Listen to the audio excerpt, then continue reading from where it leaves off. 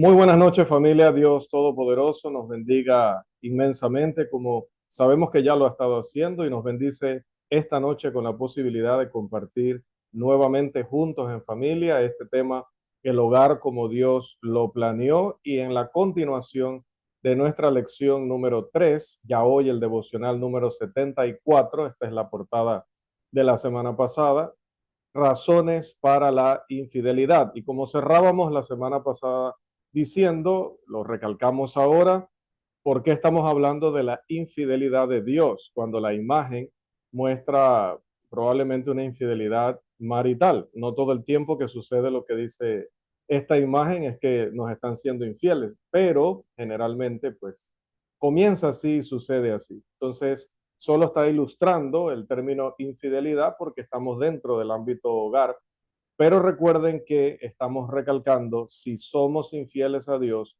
cuánto más lo seremos a esa persona que Dios nos ha permitido tener en nuestras vidas como nuestro cónyuge. Estábamos viendo la semana pasada la primera razón por la cual el hombre es infiel a Dios, y esa primera razón es el orgullo. Hoy vamos a hablar de la segunda de las razones que estamos considerando en esta sección, y es la mundanalidad.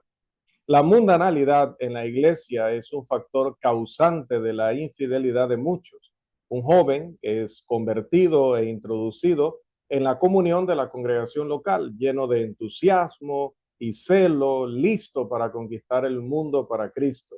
Comienza a trabajar de inmediato en el ministerio o función que sea, buscando oportunidades para servir, solo para darse cuenta por observación de que o está solo o con muy poco apoyo de la mayoría de los hermanos. ¿Dónde está el entusiasmo de este grupo evangelístico?, se pregunta. ¿Dónde está el trabajo y el logro acorde con lo que aquí se enseña? No son conscientes de que tenemos, como me han enseñado, en nuestras manos el poder de Dios para salvar a los perdidos, es decir, el evangelio. No saben que miles de almas inmortales, como me explicaba el evangelista el día que me habló del plan de salvación, están saliendo de este mundo sin que nadie se preocupe de que se fueron sin Cristo. Han olvidado que Jesús dijo: id y predicad. No son soldados, no están usando la armadura del cristiano que me mencionaba también el predicador en su enseñanza. Muchos de estos pensamientos comienzan a invadir su mente y debilitan su fe. ¿Cuál es el problema aquí? Jesús dijo en Mateo capítulo 22, en los versículos 37 y 39: amarás al Señor tu Dios con todo tu corazón y con toda tu alma y con toda tu mente, y amarás a tu prójimo como a ti mismo. El amor se muestra mejor en el sacrificio y el sufrimiento. Muchos en la iglesia son como el hombre que sirvió en el ejército. Después del entrenamiento básico, encontró algo de tiempo libre y, siendo un reparador o técnico de relojes de oficio, comenzó a arreglar relojes por ganancias. Poco a poco llegaron órdenes para prepararse para ir finalmente a la batalla. Él se levantó de su banco y, mirando alrededor, dijo: no puedo ir, tengo 12 relojes que prometí terminar para el sábado. Su problema: había olvidado por qué se enlistó en el ejército. Vemos al mundo yéndose al infierno, y mientras expresamos la tristeza por ello, tenemos demasiadas otras cosas que hacer. Nuestro problema: hemos olvidado por qué nos enlistamos en el ejército del Señor. El apóstol Pablo le dijo al evangelista Timoteo y a todos nosotros: ninguno que milita se enreda en los negocios de la vida a fin de agradar a aquel que lo tomó por soldado. ¿Cuál es la causa de esta complacencia en la iglesia del Señor? Vemos, queremos, compramos y usamos. No hay nada de malo en eso, ¿entienden? Excepto por la diferencia entre la mente de la carne o para la carne y la mente del espíritu o para el espíritu. Querida familia, queridos hermanos, si no tenemos mucho cuidado y no estamos completamente conscientes de nuestra relación con Cristo, seguiremos la mente de la carne pensando en todo momento que tenemos la mente del Espíritu. Es cierto que somos seres físicos en un mundo físico, con necesidades físicas. También es cierto que somos almas inmortales y que todas las cosas físicas, incluidos nuestros cuerpos físicos, son temporales. Recuerde 2 Corintios 4, 16 al 18, que hemos leído en nuestras lecciones de la semana. Hermanos, familia, ¿estamos siendo motivados por los deseos de la carne o por la enseñanza del Espíritu? Muchos, incluso en la iglesia, no entienden pasajes como el de Gálatas, capítulo 6, versículo 8, que nos dice, porque el que siembra para su carne, de la carne segará corrupción, mas el que siembra para el espíritu, del espíritu segará vida eterna. La mayoría de nosotros interpretamos esto como si únicamente significara que el pródigo, el pervertido, el fornicario, el homosexual, etcétera, cosechara corrupción. Es cierto que todos estos cosecharán corrupción, pero este pasaje le está diciendo algo al predicador, al anciano, al maestro o a la maestra de la escuela dominical.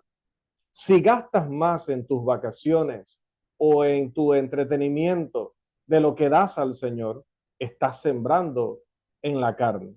Si uno deja de congregarse por razones triviales como estar cansado, ver televisión, ir a un partido de fútbol, etcétera, estás sembrando en la carne. Si estás más preocupado por el cuidado físico de la casa en la que vives que por la unidad, paz, fidelidad y bienestar espiritual de la iglesia del Señor a la cual perteneces, cuidado, podrías estar sembrando en la carne. Familia amada, Jesús dijo en Mateo 16:24, si alguno quiere venir en pos de mí, niéguese a sí mismo y tome su cruz y sígame.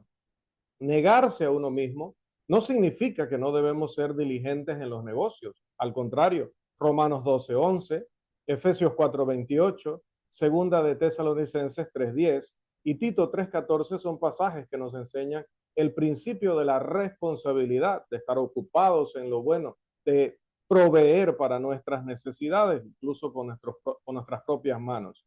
Entonces, no está mal dedicarse a los negocios o ser diligentes, sino que debemos entender que aunque tengamos responsabilidades familiares, comerciales, planes y metas, tenemos un nuevo amo, una nueva libertad y una nueva perspectiva. Nuestra obra ahora se realiza, como también dijo el apóstol Pablo, pero en Efesios 6:6, no sirviendo al ojo, como los que quisieran o quieren agradar a los hombres, sino como siervos de Cristo, de corazón haciendo la voluntad de Dios. Todo lo que ahora pensamos, decimos y hacemos está o debería estar regulado por su voluntad, no la nuestra. Este concepto carnal de los asuntos espirituales resulta en una falta de preocupación por los débiles y desobedientes. En lugar de amonestar a los desordenados, alentar o animar a los desanimados y apoyar a los débiles, mientras somos pacientes con todos, como enseña Primera de Tesalonicenses 5:14, tendemos a considerarlos como ya indignos de nuestro amor y de nuestra atención y les permitimos que regresen al mundo. Una o dos veces al año, entonces cumplimos con nuestro deber de eliminarlos de la lista de miembros de la iglesia y del grupo de WhatsApp. Hermanos, no nos damos cuenta de que la inspiración enseña en Romanos 15:1 al 2, los que somos fuertes debemos soportar las flaquezas de los débiles y no agradarnos a nosotros mismos. Cada uno de nosotros agrade a su prójimo en lo que es bueno para edificación. ¿No recordamos acaso que la Escritura dice que con mansedumbre debemos corregir a los que se oponen por si quizá Dios les conceda que se arrepientan para conocer la verdad? Segunda de Timoteo 2:25. Cuando se ha hecho todo en forma de ruego, hemos hablado, rogado en el nombre del Señor y orado con y por el hermano en pecado conocido, entonces queda solo un curso a seguir y la iglesia debe asumir la responsabilidad de ello. La escritura dice en Romanos 16:17 que os fijéis en los que causan divisiones y tropiezos en contra de la doctrina que vosotros habéis aprendido y que os apartéis de ellos.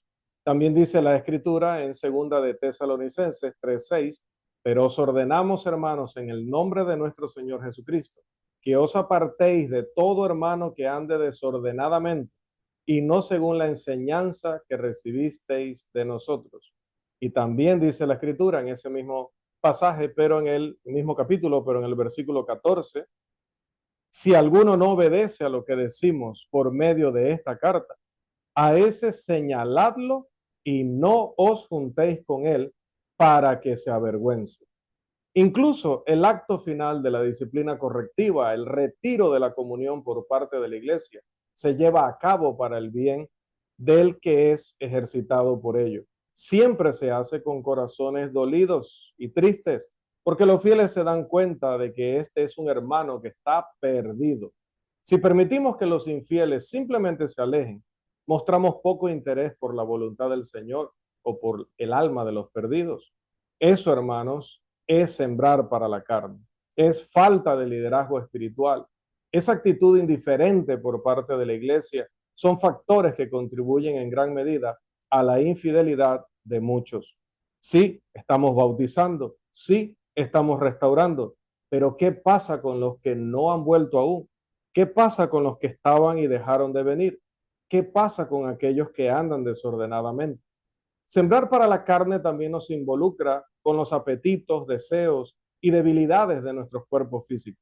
Siendo seres inteligentes y sociales, es natural desear pertenecer, ser una parte activa de la sociedad en la que nos encontramos, ser amados, apreciados y estimados por nuestros semejantes, incluso los que están fuera de la iglesia.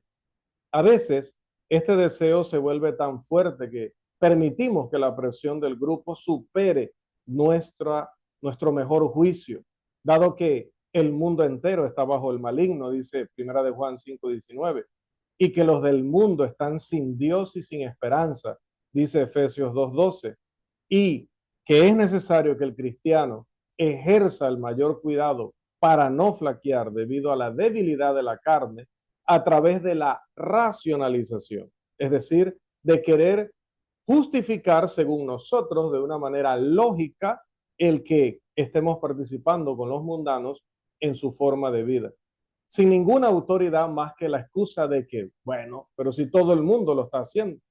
Algunos miembros de la iglesia participan casi en todo tipo de actividad mundana o prestan su presencia para estar allí. Y sabemos lo que dice la Escritura sobre las obras de la carne en Gálatas 5:19-21.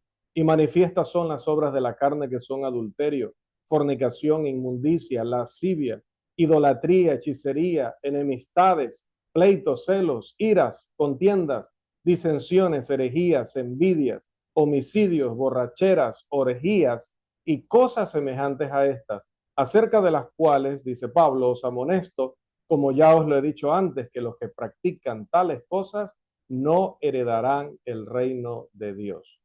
La expresión y cosas semejantes incluye una multitud de pecados en que muchos miembros de la iglesia no ven problema. Hay hombres en la iglesia que sufren poca compunción de conciencia debido a los principios que sacrifican en el trabajo, en los negocios. Hay mujeres en la iglesia que rechazan lo que la Biblia enseña sobre la vestimenta modesta. Primera de Timoteo 2:9-15 y Primera de Pedro 3:1-4 son mandamientos de Dios y no la opinión del predicador entrometido de la congregación. Y desconsideradamente, nuestras hermanitas exhiben su desnudez de manera muy seductora ante el público cristiano y no cristiano. Hay madres en el Israel espiritual que envían a sus hijos a escuela de danzas y similares con la débil excusa de que esto les enseñará disciplina, gracia y elegancia. Madre, el concepto mundano de danza enseñará muchas otras cosas también. Entre ellas estará la infidelidad a Cristo. Todas estas cosas, amados hermanos y familia, pertenecen a las razones por las cuales terminamos enfriándonos, apartándonos del Señor y engrosando las filas de aquellos que ahora son considerados infieles al Dios Todopoderoso. Evitemos esto, superando este tipo de conductas este tipo de mentalidad, abandonando este tipo de excusas y siendo verdaderamente fieles a nuestro Dios. Hasta aquí nuestra segunda parte de la lección, razones para la infidelidad. Que el Dios Todopoderoso nos siga bendiciendo ricamente.